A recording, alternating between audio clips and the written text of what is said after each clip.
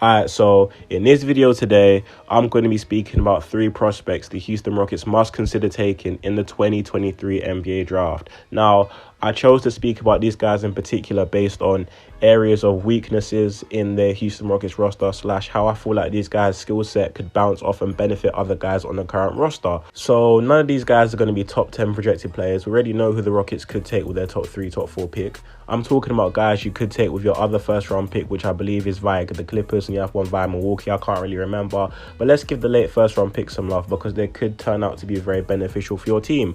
For example, Walker Kessler, who is now a top 3 rookie in the rookie rankings, was the 22nd pick. So don't sleep on your late first round picks because they could be of great help in the future. But without further ado, let's talk about the first prospect, who is Johni Broome, who, like Walker Kessler, attended Auburn and is a 6'10 center. He currently weighs 235 pounds, and I feel like his skill set definitely helps this Rockets team. So far, he's averaging 14.2 points per game, 8.4 rebounds, and 2.4 blocks. I feel like this guy's skill set is going to be of great benefit to the Houston Rockets because even if you draft a Victor Wembanyama, you may be concerned of how he might deal with the physicality of other fives in the NBA, and you may want to put another more physical rim protector next to Victor so he can play the 4, for example. Johni Broome does that, and as a whole, the Rockets don't really have a rim protector shot block on their roster, and Johni Broome definitely provides that. Now, he's not a guy who can only defend. He doesn't have no offensive bag because realistically, from what I've seen, he seems like a very, very good low post scorer. Like, he can hit a guy with a little dream shake, little drop step, and I'm not telling you he's a large one, but I'm telling you now, he does have some skill down low. I also see the potential of someone who could become a competent 3-point shooter, and that judgment's based on his mechanics and what I've seen from his mid-range shot, etc. So there's definitely some upside with this guy / ready-made ability that can come in and help the Rockets instantly. So he's a guy that I definitely look at taking, and if you look at where he's projected to go, he's meant to go like what, second round, maybe late first round, so you're not really taking that much of a chance on him, and he could be of great benefit to this team. Now, he is 20 years old, and the biggest knock on Johni Broome has always been he's never played real competition. That's because he was at Morehead State before he transferred to Auburn this past year. Is his skill set going to translate? But he took the jump, he transferred to a bigger school in Auburn, and the skill set's kind of transferred over, and he's been just as good. So I'm definitely not concerned by that, and I feel like he could be a real solid NBA player at the NBA level. NBA player at the NBA level, you know what I'm trying to say. But as a whole, I'll grade this guy a solid B+ level prospect, and a guy who, regardless of who you draft earlier in the draft, he can still be a complementary piece next to him / the guys on the roster. And even if he's not ready next season, maybe the season after, because the intangibles, the skill set, and overall his motor is all there to become a very good NBA player. So he's someone who I definitely look out for the Houston Rockets to draft.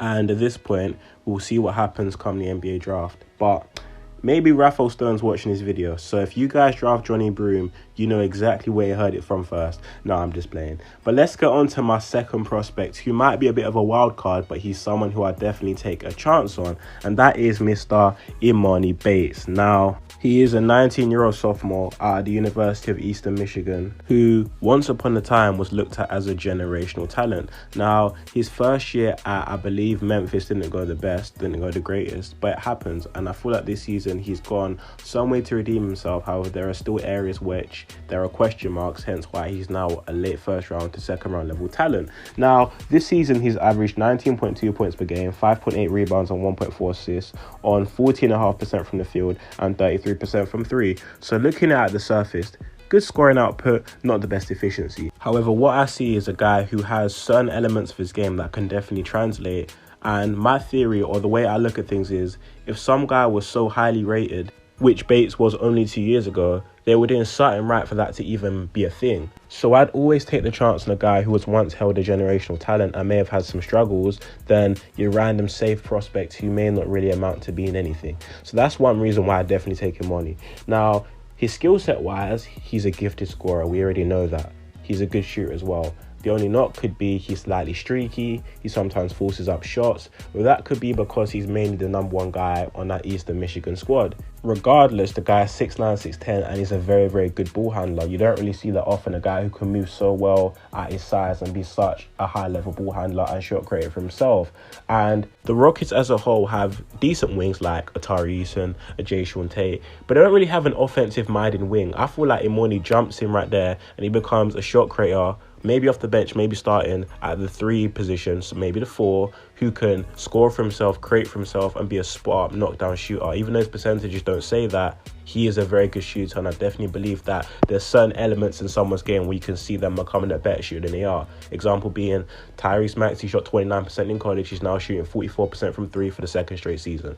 So there's certain things you can see that can make you believe someone will end up being a very, very good NBA level 3-point shooter, and Emoni Bates definitely has that. He still has that X factor about him. You can see it in his game, and he's still someone with so much potential. In my opinion, too much to pass up on if he's still available at pick 27 or even in the 2nd round. You got to take a chance on this guy, and no better place than the Houston Rockets. KPJ fell in the draft when he went to the Cavs because of off-the-court issues. Emoni Bates had his fair share of off-the-court issues, which has impacted his draft position. So that shouldn't deter you from someone potentially having star potential, because Emoni Bates still has that. And I think he'll fit in with the young core of Jalen Green, KPJ, plus whoever they draft this draft as well. And he could form a very good young core and be one of the driving forces to the Houston Rockets elevating next season to potentially competing for the play-in. I feel like the potential is just way too much to pass up on. And if he's available, Rafael Stone, I would definitely take a chance on drafting Emoni Bates.